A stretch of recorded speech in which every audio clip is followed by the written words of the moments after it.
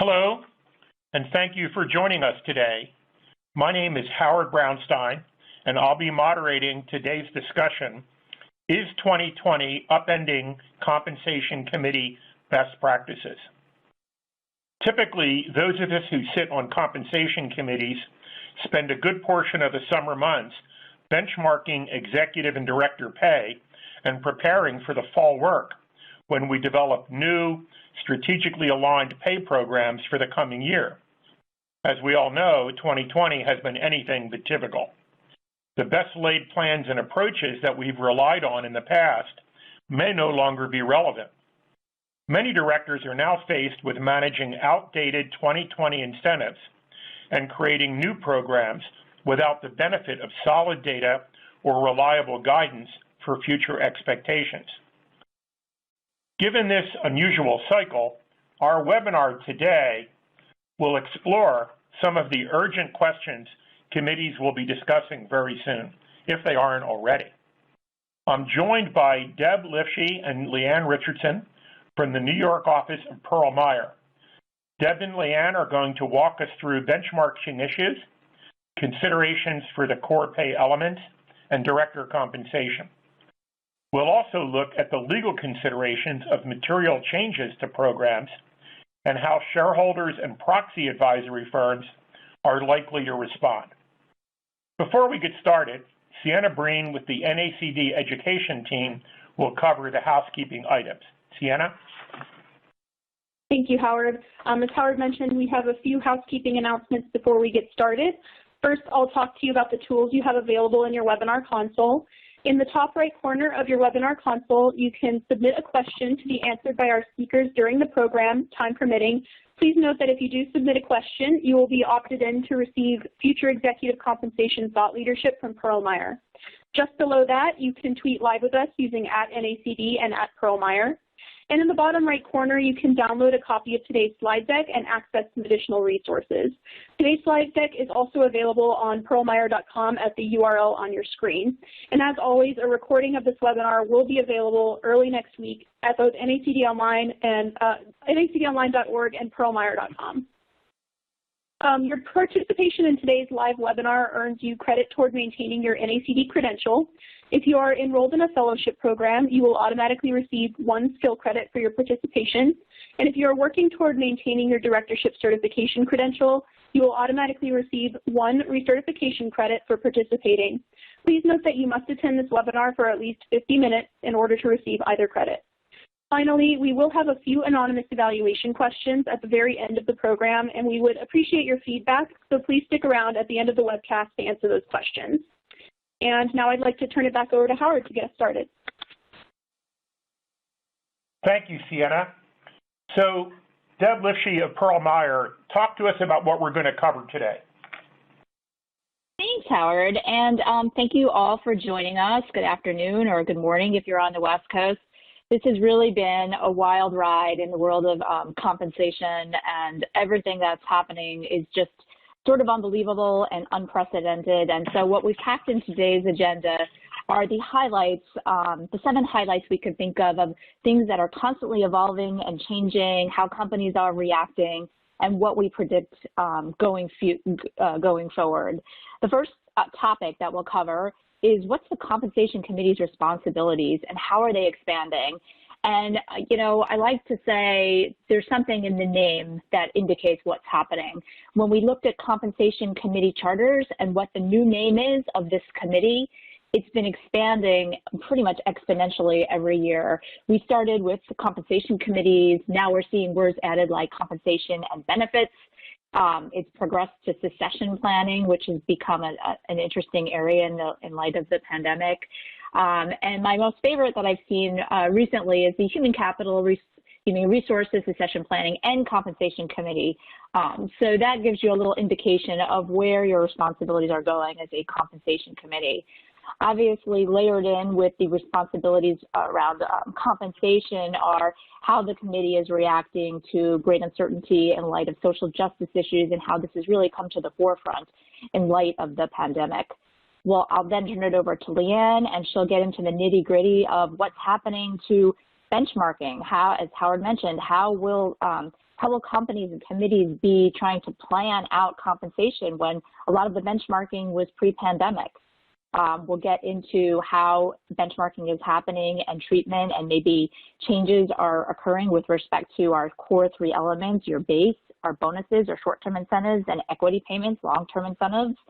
We'll cover something that's near and dear to your hearts, of course, which is non-employee director programs, how they've changed or remained indifferent in light of the pandemic.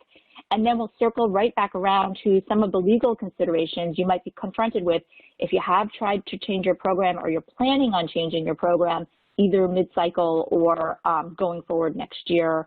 And finally, our favorite topic, what is happening in the world of proxy advisory firms and voting recommendations and very recent activity in the world of the SEC. So talk to us about the comp committee's core responsibilities. Sure. Again, you know, what we see as the core responsibilities are oftentimes reflected in the charter. And those companies that are New York Stock Exchange or NASDAQ companies are required to have a charter. The rules under the Exchange Act are pretty basic. They call for the provision of a charter. They call for the compensation committee must oversee CEO performance and payouts. But it's not really that clear about how far down in the organization the committee has jurisdiction. And so oftentimes you'll see that they're responsible for the pay levels and the relevant goals and any kind of agreements with the CEO and the CEO's direct reports, or maybe executive officers, Section 16 people. But lately we've seen an expansion of that role so that the committee is responsible not just for CEO pay and their direct reports, but other senior management members. And so it's really important to clearly define what the role is and what the committee's authority and jurisdiction is in that charter. And what we are seeing is it's been expanding over the past few years, not only in the area of just compensation to the CEO and maybe the named executive officers, but also with respect to broader administrative issues. So the committee is oftentimes charged with setting the compensation philosophy and incentive plan parameters. They're in charge of submitting equity plans for shareholder approval. And if they're compensatory, of course, you must get shareholder approval before you're even allowed to issue equity to your employees. The compensation committee, ironically, is oftentimes the body that is reviewing their own compensation, so non-employee director compensation. Sometimes we see that put into the hands of the nominating governance committee, but oftentimes it remains with the compensation committee. So it's yet another population that they are in charge of determining compensation. Regulatory oversight is perhaps the one thing that has really exponentially has resulted in exponential responsibility for the compensation committee. Almost a decade ago with Dodd-Frank, we saw say on pay become an issue. And of course, with say on pay comes a really good compensation discussion and analysis. And this fell in the hands of the compensation committee. So now, not only were they in charge of setting the compensation, but they were in charge of reviewing the compensation, and it became a marketing document. And so the committee was really, it was a large responsibility that was put onto the committee, not to mention the other Dodd-Frank Act things that were now really a big responsibility of the committee. So we had them in charge of risk assessment, looking at whether the programs had a material, any of the compensation programs could have a material impact and incentivize adverse or poor executive behavior. Layered on top of that, compensation committees had a higher level of independence. So maybe you were losing some committee members. You had to get new committee members to adhere to the new compensation committee standards. Compensation committees were now in charge of reviewing all of the advisor independence rules. So whether or not they could, for example, hire Perlmeyer and whether there were any conflicts inherent in that. In the 3 years ago, we saw the CEO pay ratio become an issue where a lot of committees were looking at what the ratio was and how to get to that median employee number. And we still have things that are out there, surprisingly, that have not been finalized that the committees have still, have really been paying attention to, such as clawback periods, clawbacks and pay versus performance analysis as dictated by the SEC. Layered on top of all of that, you know, you have to worry about dealing with ISS and Glass Lewis. So there's just been a giant plate of responsibility handed to the Compensation Committee. And then we come into 2020, which are these emerging responsibilities in light of COVID and other things that have been bubbling under the surface and now have come to the forefront. So with issues regarding health and people issues, succession planning has become a hot topic for Compensation Committee members. Human capital management and ESG has fallen on your plate, as well as any kind of diversity and inclusion measures. You know, we took a survey recently of the 1,000, or it wasn't a survey, it was a study done of the 1,000 Russell 1000. And out of those disclosures, what we found was that only 78 companies disclosed that CEO pay had been tied to any kind of definitive diversity and inclusion goal. But we think that is a trend, and we think that the more we learn and the more we hear about what people issues are happening, the more and more compensation committees will really need to focus on whether or not diversity inclusion goals will be highlighted as one of their responsibilities. Howard, did you have anything to add about what you're seeing on the compensation committee plate, as if that's not enough? Right. Well, you know, compensation is one of those things that, from a materiality point of view in the company's results, it usually doesn't rise to that level, but it's so visible and it's such a sensitive issue, and it's one of the few things that boards directly control. So it always gets a lot of attention, and that's why this program is so important. Deb, why don't you take it back or introduce Leanne to talk about uncertainty? Leanne? Thanks, Howard. Thanks, Deb. The purpose of this slide, as well as actually the next one coming up, is really to set up some background information on all the issues that compensation committees are facing, you know, in their oversight of compensation programs. First, as everyone knows, this is a period of uncertainty. You know, second, kind of the nature of this crisis is different from the last one in 2008, in that we're all impacted by it, you know, in some way. Of course, some are clearly getting hit harder than others.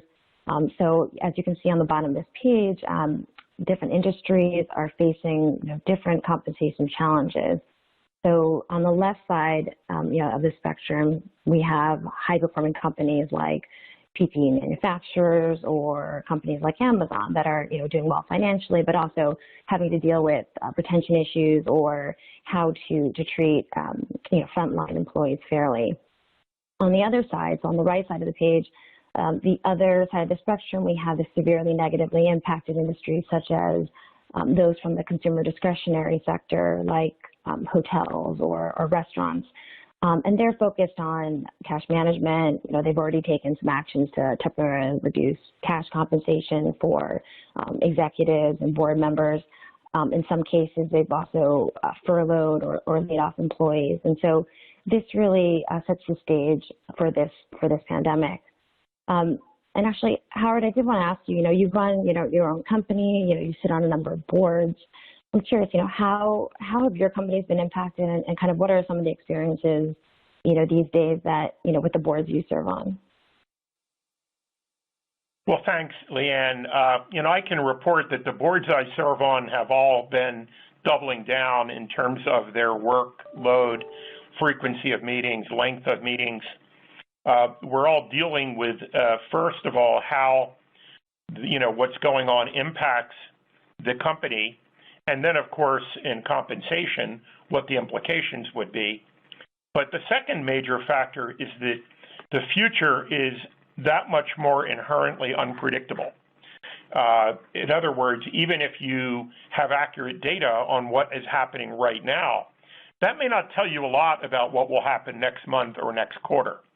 So for that reason, the boards are staying much closer to the situation. The usual cycle of meetings has been increased, and I think that will continue for some time.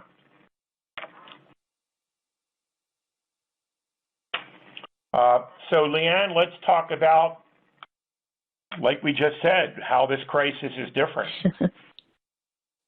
Yeah, so, I think that, the issue with this crisis is that companies are really going to be scrutinized, right, on how they treat their executives, their broader employee populations. I think, in fact, unlike the 2008 crisis, I believe companies will be judged on how they've dealt with not just shareholders, but also all stakeholders. Before the pandemic, BlackRock and the Business Roundtable brought the discussion of, a corporation's purpose going, beyond shareholder return to kind of the greater prominence in the boardroom. Also, what I think we're also seeing is that, shareholders haven't really hit a pause button on discussions of ESG matters as part of either, investment decisions or discussions with companies. And so, I think what really makes this crisis different compared to 2008 is that, we're all really in this together. There's a scrutiny, fairness, doing the right thing.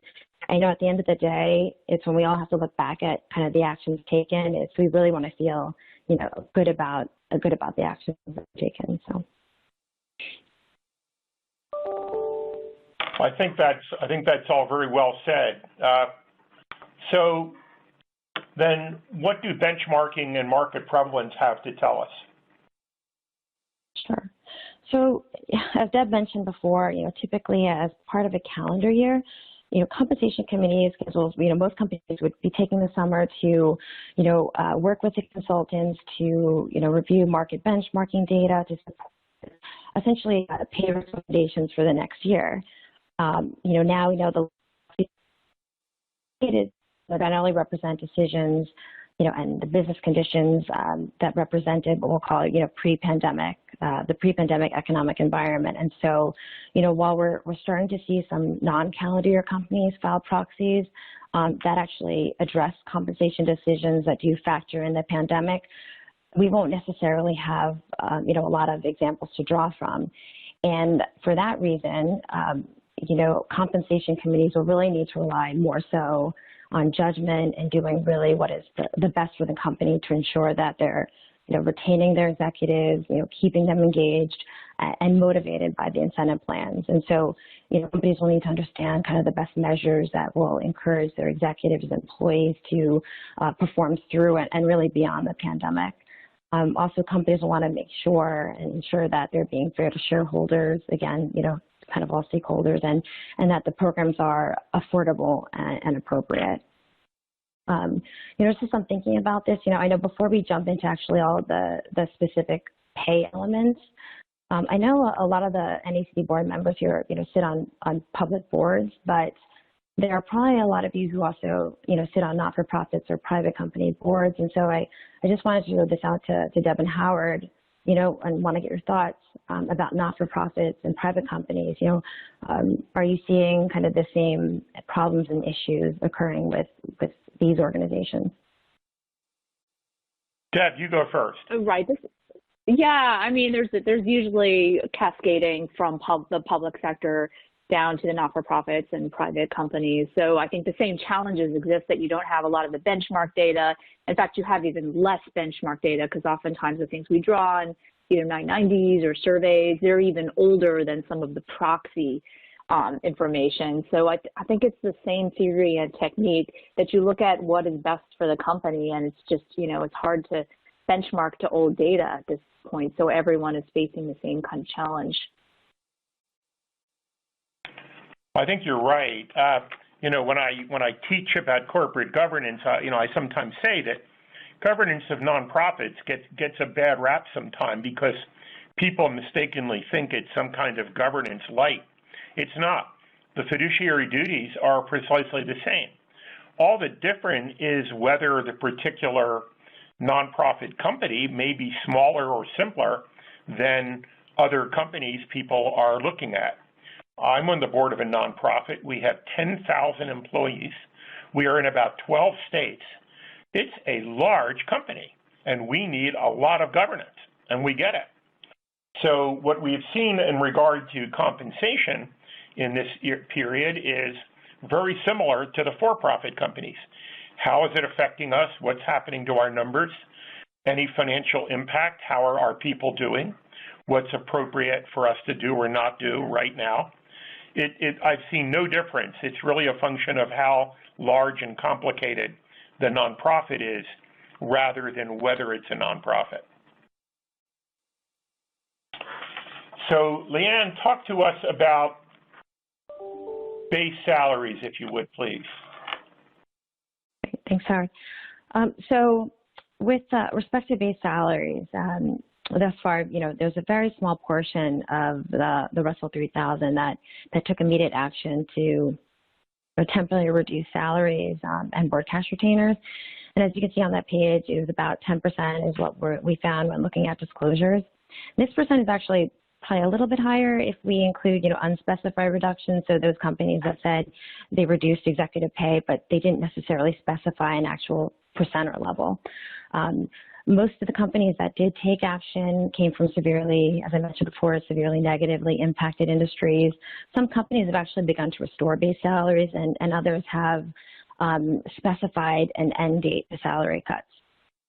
For 2021, we expect that compensation committees will defer the decision, as long as they can, as to, whether to restore salaries or consider merit increases until early next year. So, for example, if economic conditions continue to be uncertain and there are multiple waves of illness, no vaccine, I would expect to see, some more conservative approaches to merit increases. We might even see some merit increases reserved for, say, only employees below the senior management ranks. Thank you. Deb, any comments? No, I think that hits that answers the question. Okay. I imagine that not all companies are disclosing, and the disclosure may depend on materiality. So, Leanne, talk to us about annual incentive plans and how they're impacted this year.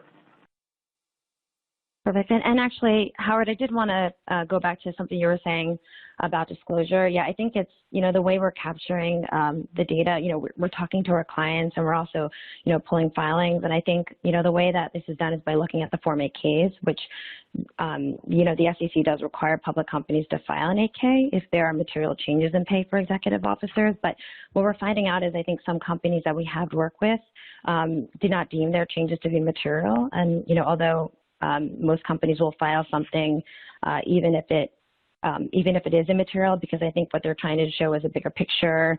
Optically, it looks better, reducing pay of executives, signaling to the market that we're all in this together. So, Deb and I were talking, I think, the 8K has somewhat turned into a really good marketing communication device as well. So to and I think just to I'm sorry, just to add something on top of that. The converse is true, right? Just because you don't see it filed doesn't mean it didn't happen. And also keep in mind that a lot of companies, once you file an 8K, if you disclose that something is temporary, so you might change back, you might restore compensation, you don't have to refile when an 8K when you go back to the old way. So 8K disclosure is only as good as 8K disclosure, what companies chose to put in or not put in. Great point, Deb. Yeah, thank you. Good, that's helpful. Thank you. So the issue with annual incentive plans for 2020 is that, companies, that were otherwise performing really well as a result of the pandemic now have, bonuses tracking either, below target or even zero. And so what we did was we ran a survey of our clients back in June of this year, and we found that, most companies are taking this wait-and-see approach rather than take any immediate action to either, adjust goals or establish a new plan. And we think really the reason for kind of taking this wait-and-see approach is that there's still this concern that, any action now could later be ineffective. For example, if states close down again. Now there are some companies, and I think it's less than 15% of the companies in the survey were comfortable with adjusting their goals right now. And in some cases, they've either established new plans, measuring performance for the second half of the year in exchange for, say, payout opportunity. We are seeing some disclosures of these changes trickle out, but the June survey does indicate that most companies are choosing to maintain the status quo. what our clients are doing, in the meantime, is they are continuing to discuss performance and, whether the impact of the pandemic can be quantified and isolated from financial results. Now, we know that's not obviously possible for all industries, but what we find is, our clients are talking about, in the meantime, what's good individual, or what does good strategic performance, what that might look like, so they do end up they can have the tools to use at the end of the year, exercise some judgment if they deem it appropriate. Thank you. Deb, any comments on that? No, I think that's a good coverage of it, Leanne. Thank you. Well, let's see what our attendees are thinking. So here's a polling question. Has your comp committee agreed to exercise discretion to determine annual incentive plan year-end incentive awards? Please answer yes or no. We're still evaluating. And in the meanwhile, Deb, what do you think we're going to hear from people on this? I think it's going to be a really mixed bag. I mean, I think companies are afraid to commit to anything, and so I think that it's so fluid right now. We might be in a wait-and-see position where we just have to see what happens at year-end. Leanne, any comment on that? Yeah, I agree. I think I think I'm leaning more towards they're still evaluating, since I think the visibility is still unclear. I think there's uncertainty, and I think right now, there are a bunch of compensation committee meetings occurring, and I think really the ramp up is going to happen in the fall, where compensations will really get immersed into, the discussions about what to do about the annual incentive plan. So I think I'm leaning towards still evaluating. Okay, Sienna, survey says? Oh. Okay. Well, it looks like about half people are still on the fence, but this is not surprising. So here's another polling question for you all. If you answered no or still evaluating, has your comp committee agreed to consider exercising discretion to determine the year-end awards? Please answer. And Leanne, you first. What do you think we're going to hear? I think it's going to be a mix between yes and still evaluating. I mean, we had conversations with our clients during the last couple of months, and a lot of it was, many companies are considering committee discretion at year end. And I think I'm going to allude back to that June survey we were referring to before. I think we heard that, more than 3/4 of the respondents at that point in time had not yet discussed the use of discretion, but I think there were some that expressed a willingness to consider. So I think it'll be interesting to see what our audience is going to say. Deb, anything to add? I have to think that it's going to be yes, because I think companies just want to keep all options on the table right now. You just don't know how things are going to turn out. I think you're right. Sienna, what did we hear? Well, looks like we're all in somewhat agreement that people are considering doing this, so I think that's to be expected. And Howard, I just wanted to add one thing there. I think that, yes. Sorry, for those that, for the companies that are, agreeing to exercise discretion, and for those that, are considering, I'm sure it's already happening right now, but it's just a good idea for these companies, if they haven't done so already, to just think about, how they're evaluating performance at year end. Think about the parameters, the metrics, if they can start tracking certain things, so the compensation committees can use, we've been throwing around the term, informed discretion to determine payouts at the year end. And again, what I mentioned before, what does good individual or what does good strategic operational performance look like? Because I think, we just want to make sure we're not just throwing something into the wind early next year. So I just wanted to make that one point. And I had one Sure. more thing to add here. If, yes. As the year has gone on, what companies have been doing is, you're really looking at your strategy and determining what's the best thing to do for your company. But there are different implications that you have to really think through as to when you make the adjustment and how you make the adjustment. And particularly, I'm thinking about disclosure, what you need to disclose, where this award may wind up, if it's either in a bonus column because now it's turned into something completely discretionary, or maybe you make the change a little bit earlier before the year and you communicate that change and you can get it into the non-equity incentive plan column in your summary compensation table, which is oftentimes a preferable place to put it. So timing is everything, disclosure is everything, and of course accounting, you'll need to figure out how the change might impact how you're reporting any of this for accounting purposes. Well, we all like to look forward to 2021 when hopefully all of this will be behind us. So, Leanne, what do you think we might see? Sure. So for 2021, I think the issue that most companies are going to grapple with is, whether they have enough visibility at that point to establish a new annual goal. So companies will also want to make sure that they have their team focused on relevant performance measures for the year, and even if those measures are temporarily different just for 2021 compared to their prior years. So, what we're discussing with our clients are a few things that are listed on this page. First, increasing the focus on potentially non-financial strategic measures. Another topic we're discussing is widening the range of performance and payout so that there is some opportunity for some smaller payout. For example, most bonus plans have a threshold payment of 50% of target and then fall off a cliff to 0. So what we're suggesting maybe for 2021 is lowering that payment to, for example, 25% for commensurate performance.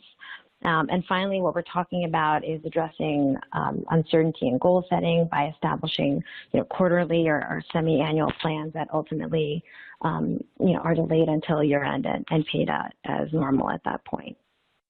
I wanted to get to one example. We have the benefit of actually some recent Form 8K disclosures. We've chosen Darden Restaurants, which owns Olive Garden and other restaurants, and it has a May 31st fiscal year end.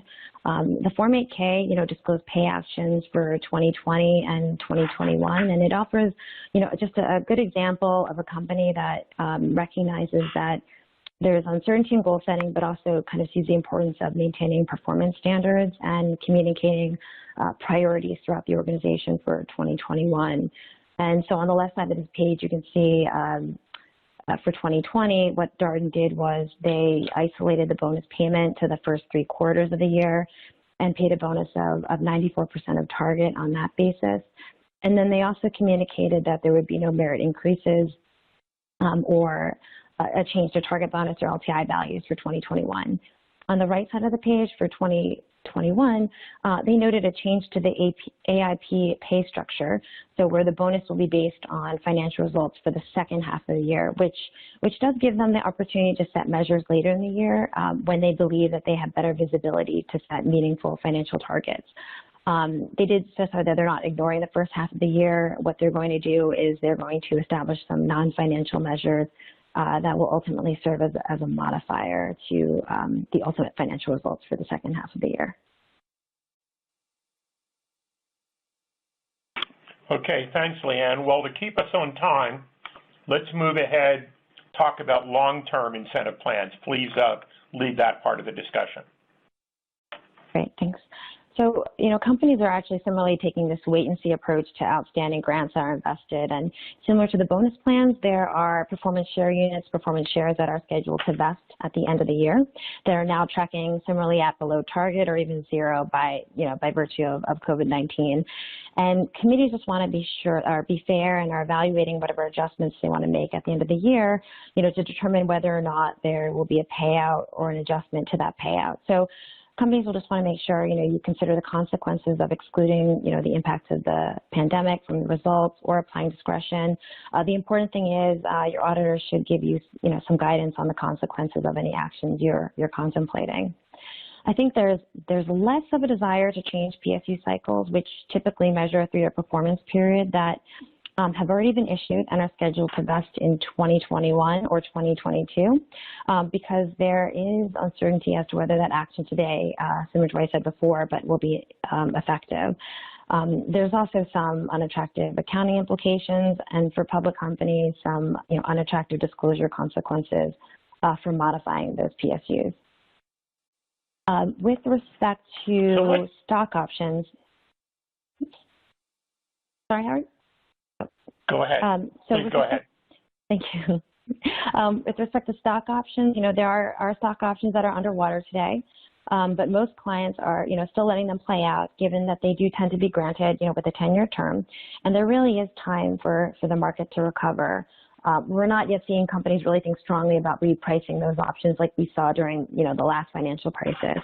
Most plans have a requirement to, seek a shareholder approval for them, and proxy advisory firms have very detailed policies on how they should be structured to get their support. So kind of the takeaway here is really that few committees are discussing this topic at this time, given a lot of the potential negative reaction from shareholders and proxy advisory firms. So let's see what our attendees think. Has your comp committee agreed to exercise discretion to determine long-term incentive plan year-end awards? Please respond. And Deb, what do you think we're going to hear on this one? I suspect the answer is going to be no. I think some of these plans have a 3-year cycle, and you still have the positive impact of the first 2 years. So I think companies are waiting to see, again, how it ends up and what the impact of this year was. A lot of them, if they're tied to market, a lot of stock prices didn't suffer or have recovered. So I think it's really too soon, even in August, to start thinking about this. Okay. Leanne, anything to add? I'll go with still evaluating. Okay. Okay, Sienna, what did everyone say? So, like you said, close to half are still evaluating, but I think also that there's a sizable, I'm not surprised at these numbers. Well, you know what question is coming next? If the answer is no or still evaluating, has your comp committee agreed to consider exercising discretion? Please respond, everyone. And while they're doing that, Leanne, anything you'd like to comment on what we're going to hear? Yeah, to reiterate what Deb was saying, but there is a lot more uncertainty with LTI awards compared to annual incentive awards. So yeah, I wouldn't be surprised if still evaluating or I don't even know are most prevalent. Okay, Sienna, how'd we do?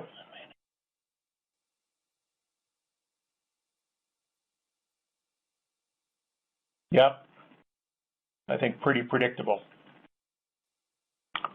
Right. So leave it open until you know. Looking at long.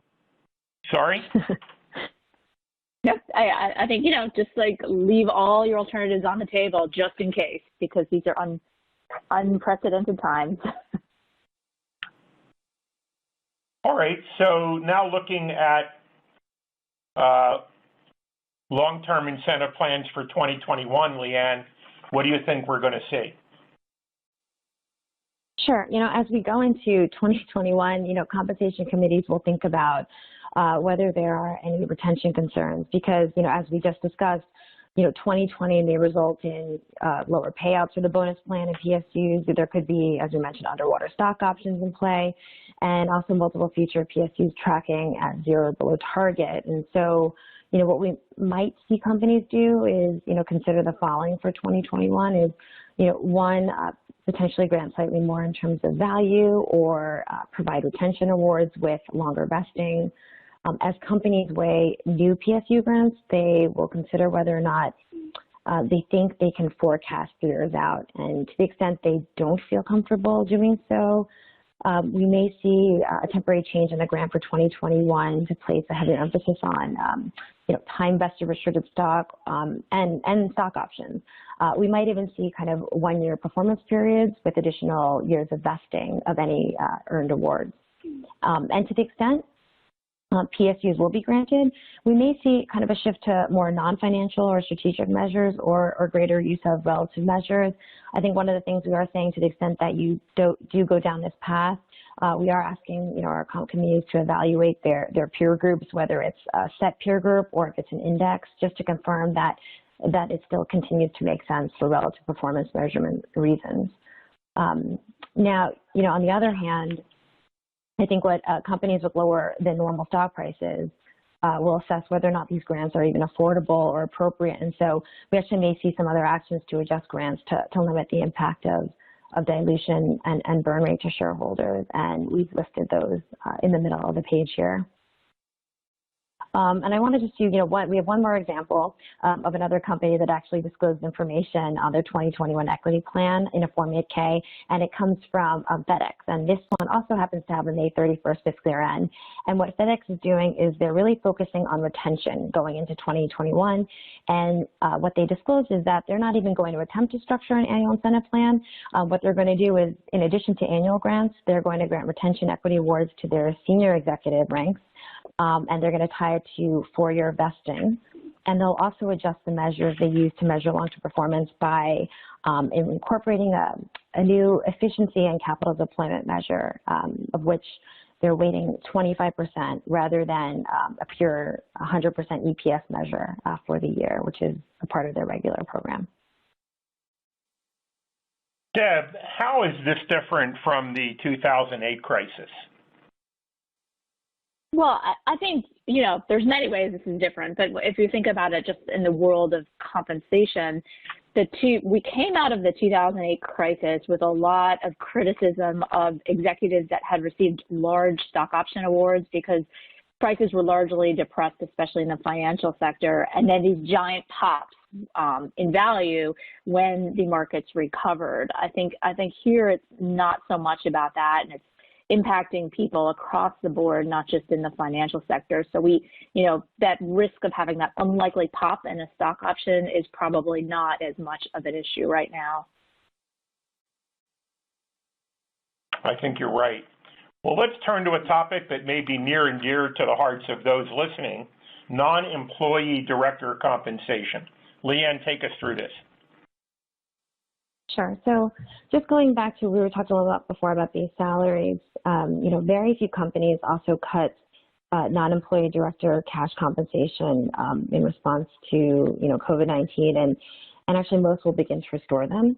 I think going into 2021, I believe that most companies will choose to, go along with their existing compensation structures. We also don't expect to see a lot of companies choose to really go ahead and increase pay in this environment. And then also, just to be fair, in recent years, annual increases director comp have been pretty modest. We run the survey, and it's we were seeing single-digit increases, year over year anyway. Something we may see, though, with respect to equity grants is to the extent executives do take some sort of adjustment to their grant as a result of a low stock price, we may see directors, choose to kind of follow suit when their grants are made typically later in the year at their meeting. And, we've listed a couple of the methodologies that that could be used. And actually, Howard, near and dear to your heart, any thoughts on, in terms of what you're experiencing on your boards as it relates to non-employee director compensation? Well, we've certainly discussed it, but I can't report any action taken. I think, as you said, the previous changes had been modest, and so there's a wait-and-see attitude, but I have not seen a lot of action. So, Deb, talk to us about some of the legal considerations involved. Sure, and we've been living this for like 5 months now, and there's all sorts of these great changes that Leanne is suggesting, or suggestions about tinkering things going forward. But before you do that, you have to remember there's a bunch of hurdles you might have to jump through, whether they're legal or regulatory or governance related. The first is, which it circles back to what we were talking about in the compensation committee charter, and what are the authorities of those committee members granted to them to change the compensation. Sometimes the committee has discretion to increase or decrease CEO pay or NEO pay, but sometimes you have to defer to the full board. So you might need some approval that the committee cannot just exercise by itself. Similarly, a lot of these executives with whom, you're thinking about reducing their pay or changing their pay have employment agreements or severance agreements or change in control agreements, and they have good reason triggers such that if you make some sort of material reduction and you don't get consent of the executive, it will trigger the right for the executive to walk away and collect a full severance package and have their equity accelerated. So you want to make sure that you have contractual authority. You won't be breaching any agreements with your executive if you are, in fact, thinking of tinkering with any kind of pay that has been guaranteed or agreed upon in a document signed by both parties. Another thing you might want to think about, it's not exactly legal, but it has an impact if you're thinking of reducing pay. Stock ownership guidelines are also a derivative of pay, so you might want to think about what the appropriate level of ownership might be if you do, in fact, have to change the formula on which they are based. Another thing that you need to pay special attention to are all of its tax issues that are related and inherent in changing pay after it's been determined. So, for example, 409A, which limits the ability to deferred has a whole bunch of rules around how to defer compensation properly. If you say, well, I'm going to stop salary or reduce salary and I'll do a makeup at the end or a makeup in a future year, you may very well be violating the, Section 409A of the tax code. So you have to pay special considerations to those issues, as well as Section 280G, which is an excise tax on change in control payments. If you're lowering compensation this year, maybe next year, it impacts your 5-year average compensation, which in turn impacts the amount of parachute payment taxes that somebody might be if there's a change in control on the horizon. Not to mention simple things like payroll deductions and tax withholding if you're changing compensation to any of your employees.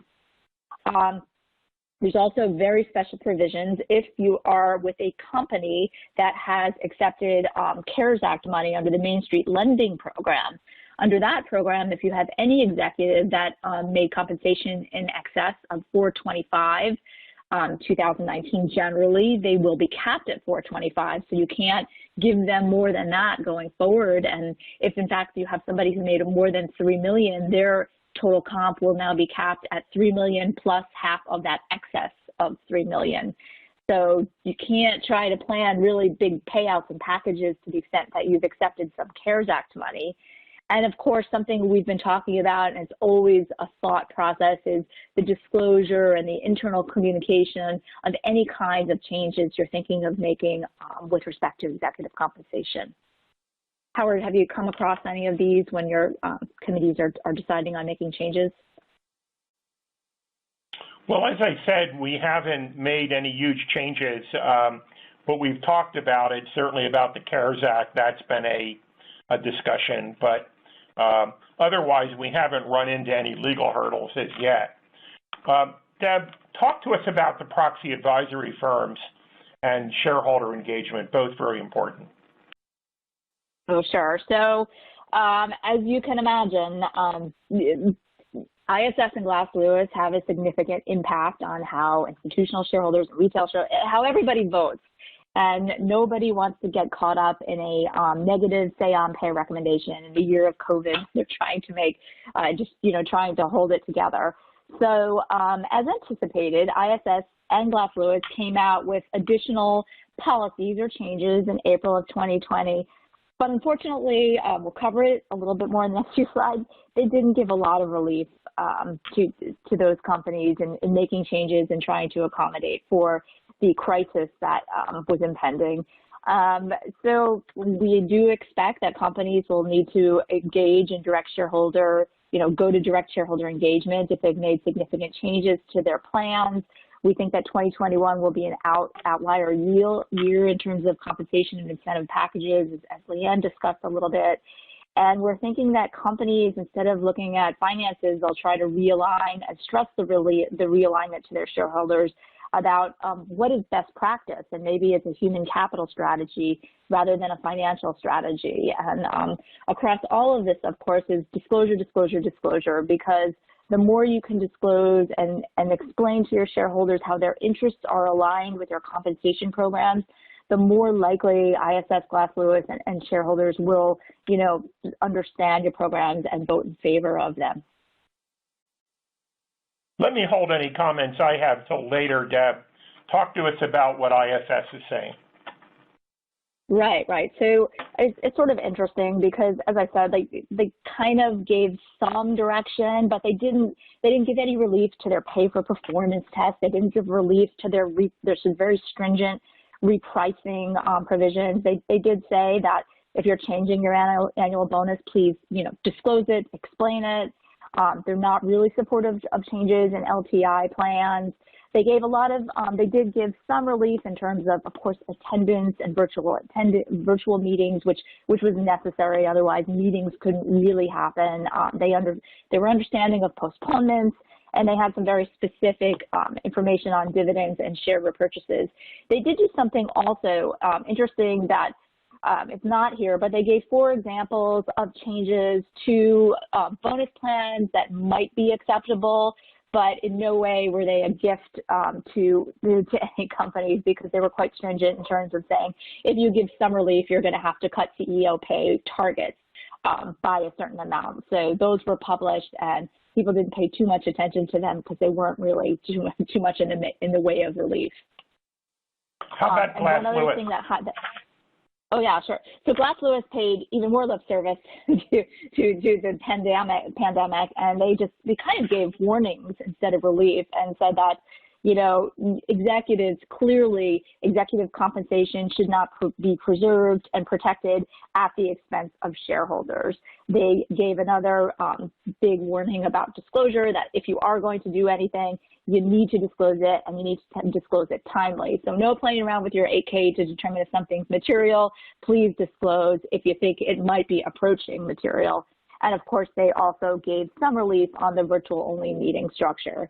And I just wanted to point out that ISS did, since we've published this, ISS came out with their policy, their 2021 policy survey, which is almost rhetorical questions where they give an indication of changes, the direction of their policies going forward.